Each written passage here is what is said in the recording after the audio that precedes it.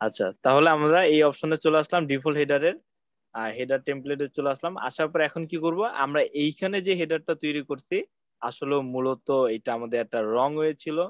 এটা জাস্ট আমি বোঝানোর জন্য রং ওয়েটা করলাম এই কারণে যাতে আপনাদের মাথায় সেট হয়ে যায় যে আসলে কাজটা কোথায় করতে হবে।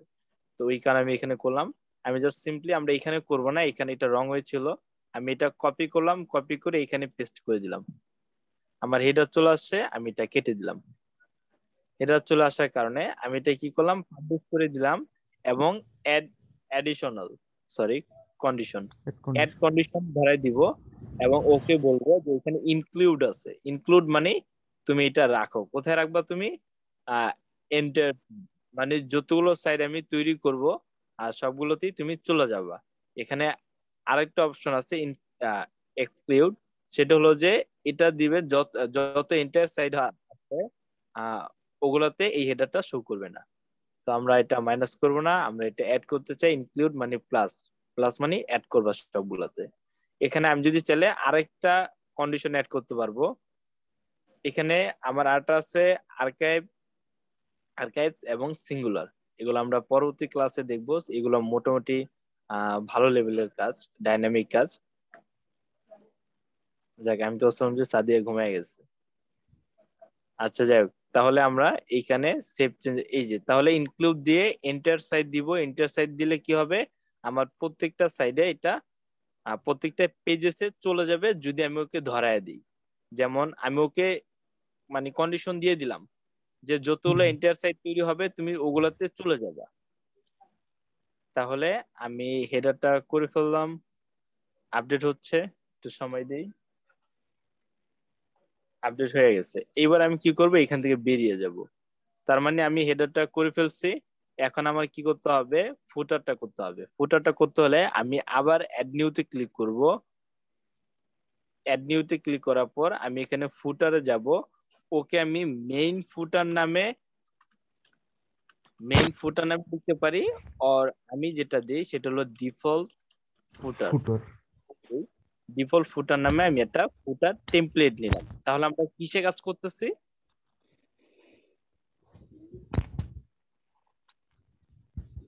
টেমপ্লেটে কিসে কাজ করতেছি। টেমপ্লেট। ওকে, তাহলে আমি ফুটারটা নেই।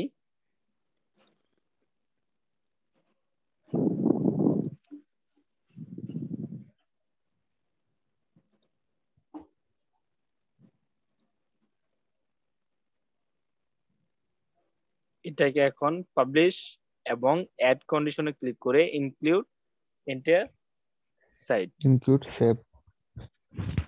সেভ এন্ড ক্লোজ দেওয়ার পর এখন আমার এই যে দেখছেন হেডারটা নিয়ে নিছে এবং ফুটারটা নিয়ে নিল। এবার আমি কি করব, এইখানে আসার পর ওকে আমি আপডেট দিব। এবার আমি তো হেডার ফুটার কন্ডিশন দিয়ে দিছি তুমি এন্টার সাইডে যাইবা। এবার এখন যে পেজে আমি কাজ করতেছি এই পেজে এখন আমার একটা ওকে বলে দিতে হবে।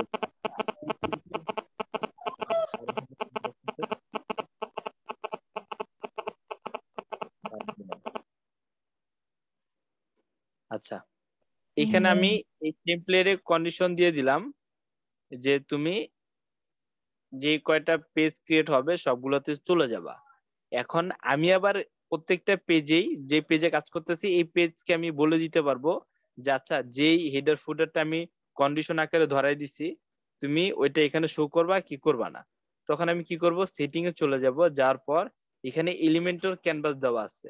এলিমেন্টর ক্যানভাস দেওয়া মানে যে তুমি এইখানে আমি যে ডিজাইন গুলো করবো এইটাই নিবা, আউট কোনো কিছু নিবা না। আর ওকে যদি আমি ধরাই দিই যে Elementor full with, Elementor full with যদি ধরাই দিই তখন ওকে আমি বলে দিলাম যে আচ্ছা যদি কোনো টেমপ্লেট থাকে হেডার ফুটারে তাহলে তুমি আমার এই পেজে শো করবা। তাহলে আমি আপডেট দিয়ে দিলাম।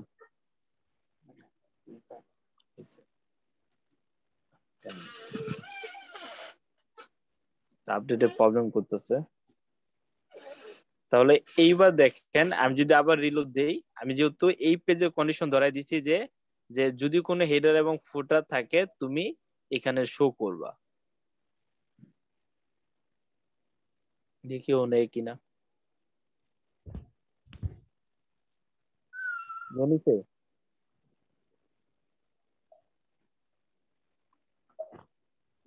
নিয়ে নিছে না? হ্যাঁ হেডার নিয়ে নিচ্ছি। দুইটা নিয়ে নিছে। তাহলে আমি প্রিভিউতে যাই, হেডার এবং ফুটার নিয়ে নিছে, কিন্তু ফুটার তো ডাবল হয়ে গেছে। ডাবল হলো কেন? ডাবল তো হওয়ার কথা ছিল না। আচ্ছা, এখানে এটা তো ডিলিট করিনি, কথা ছিল না কিন্তু কথা রেখে দিছে। এবার আসি, এবার আমার একটা ফুটা, তাই না? আমার পাশে একজন ঘুমাইতেছিল দিকে ওকে বাসা পাড়ায় দিছি, আর একজন ঘুমাইতেছে। আচ্ছা, যাই হোক, তাহলে মোটামুটি তাহলে হেডার ফুটারটা আমরা দেখলাম কিভাবে ডাইনামিক ভাবে করতে পারি, এবং হালকা একটু কাজও দেখলাম। ঠিক আছে, ওকে। তাহলে আজকে আর ক্লাসটা লম্বা করব না, এতটুকুই রাখলাম। এবং আমরা মেগা মেনু কিন্তু দেখলাম আজকে পাশাপাশি, যে মেগা মেনুটা কিভাবে করব। ঠিক আছে, তাহলে হুম, আপাতত আজকে এতটুকুই থাকুক। নেক্সট ক্লাসে দরকার হলে আমরা কিছু হোম পেজের বা ভিতরে ডিজাইনের পার্টটা দেখব, যে কিভাবে কাজ করে। আচ্ছা অ্যাসাইনমেন্ট কি থাকবে তাহলে নেক্সট আচ্ছা, ক্লাসের জন্য? অ্যাসাইনমেন্ট থাকবে, এটা ওয়ান কাইন্ড অফ আপনাদের, যেহেতু হেডার ফুটার আমি করে ফেলেছি। আহ এইখানে আমার পেজেস কয়টা আছে? 1 2 3 4 5টা, হুম, 10টা, 11 12 13 14, 14টা আছে না? প্রথম 7টা রেজাবাই করবেন, পরের হ্যাঁ 7টা, জি, আচ্ছা, প্রথম 7টা রেজাবাই করবেন। সবগুলো সিমিলার পেজে শুধু করে ডুপ্লিকেট করে দিবেন। ডুপ্লিকেট কিভাবে করবেন আমি দেখাই দিই। সেটা হলো যে ডুপ্লিকেটর নামে একটা প্লাগইন আছে। যেমন আমি ফুটার থেকে চলে যাই, হেডার ফুটার থেকে আমি অ্যাপিয়ারেন্স, সরি, প্লাগইন থেকে অ্যাড নিউ, অ্যাড নিউতে গিয়ে এখানে ডুপ্লিকেটর নামে প্লাগইন আছে, অনেক প্লাগইন আছে। যেমন নর্মালি আমি এটা ইউজ করি, কিন্তু যেটা রিভিউ বেশি সেটা ইউজ করাই ভালো, এটা রিভিউ বেশি। যাই হোক, এখানে আসলাম, আসার পর আমি পেজেসে গেলাম। যেমন সবগুলো যেহেতু সিমিলার পেজ, অনেকটা কাছাকাছি, একটু কন্টেন্ট গুলো চেঞ্জ করতে হবে।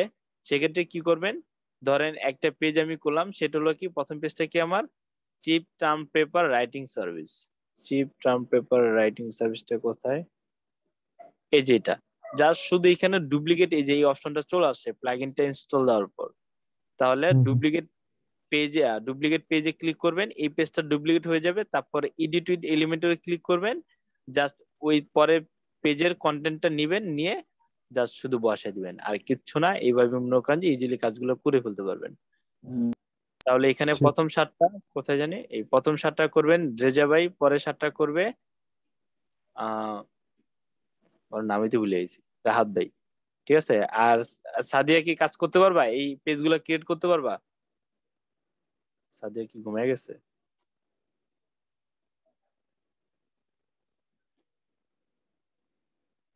এসএমএস লিখতেছে। আমরা একটু ওয়েট করি, দেখি ও কি এসেন্স লেখে। করতে পারবে না? ওয়াও। না। আচ্ছা, সাদিয়া না করতে হলে সমস্যা নেই। সাদিয়াটা কাজ করে, সেটা হলো যে আগে যে ভিডিও গুলো আছে, ওই সবগুলো ভিডিও দেখে ওই অনুযায়ী প্র্যাকটিস করো।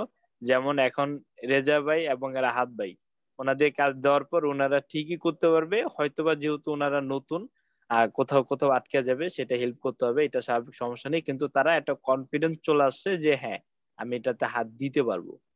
তো এখন শুধু ওনাদের কিছু প্রজেক্ট করতে করতে করতে করতে নিজেদের একটা আহ মানে একটা, মানে কি বলে, এক্সপিরিয়েন্স জোগাড় করবে, যে হ্যাঁ, সাইট গুলা বা পেজ গুলা কিভাবে ক্রিয়েট করতে হয়।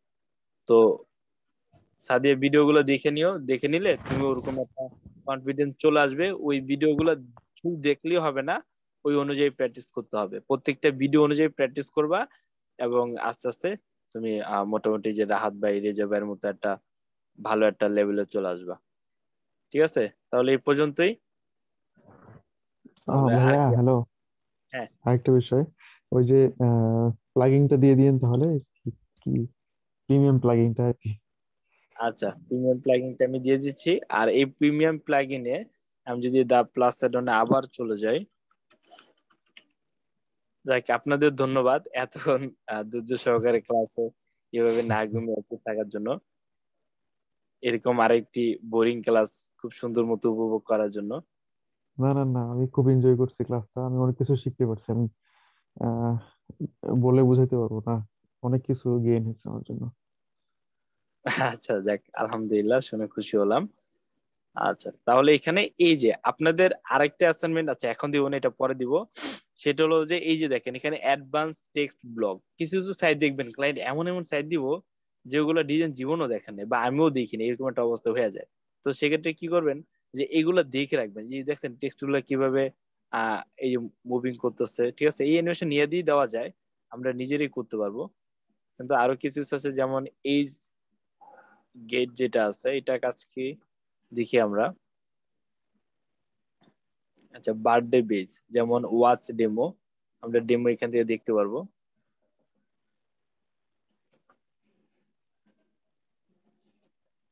আচ্ছা, এখানে ধরেন একটা ডেট দেওয়া আছে, এখানে লিখতে হবে না, 10/17/2020, কত 12 দিই,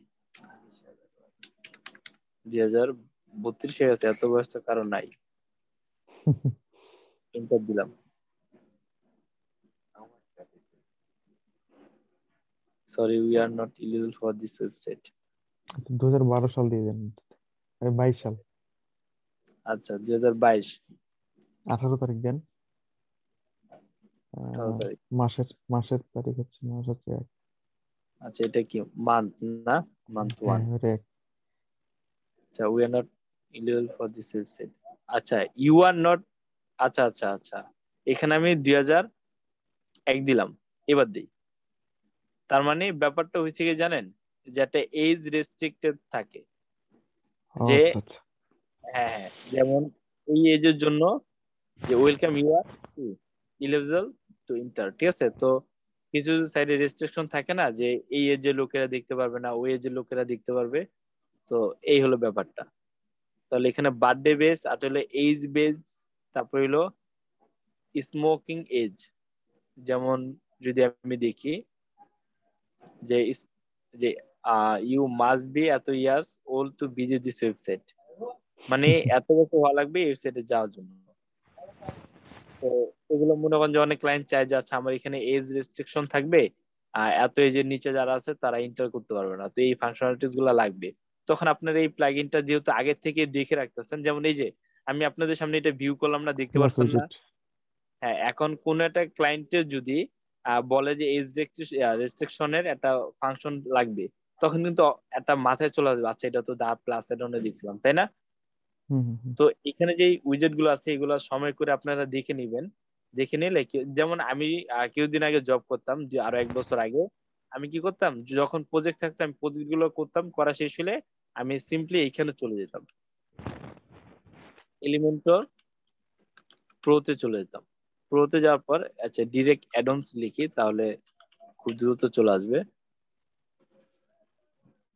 এইখানে যে অ্যাডন্স গুলো দেখতে পাচ্ছি না, আমি কি করতাম, আমি এখানে অ্যাডন্স লিখে সার্চ করে এখানে আসতাম, আসার পর প্রত্যেকটা ওপেন করতাম। যেমন ধরেন এসেনশিয়াল অ্যাডন যেটা আছে এটা ওপেন করলাম, এরকম ওপেন করে করে আমি শুধু উইজেট গুলো দেখতাম, যে আচ্ছা এই উইজেটের কাজ কি, উইজেটের কাজ কি। তো এগুলো দেখে দেখে আমার মাথায় রেখে দিতাম, যে আচ্ছা। তো তারপর যখন কোনো ক্লায়েন্টের কাজ করতাম, তখন দেখতাম যে আচ্ছা এই প্লাগইনের মোস্ট অফ উইজেটের সাথে তো আমার এই ওয়েবসাইটের কাজগুলো মিলে যায়, তাহলে আমি ওই প্লাগইনটা ইউজ করব। তো এই হলো একটা ভালো টিপস, যেটা আপনাদের কাজে লাগতে পারে। আপাতত এই ওয়েবসাইটটা কাজ করার জন্য দা প্লাস অ্যাডন্সটা আমি দিয়ে দিব।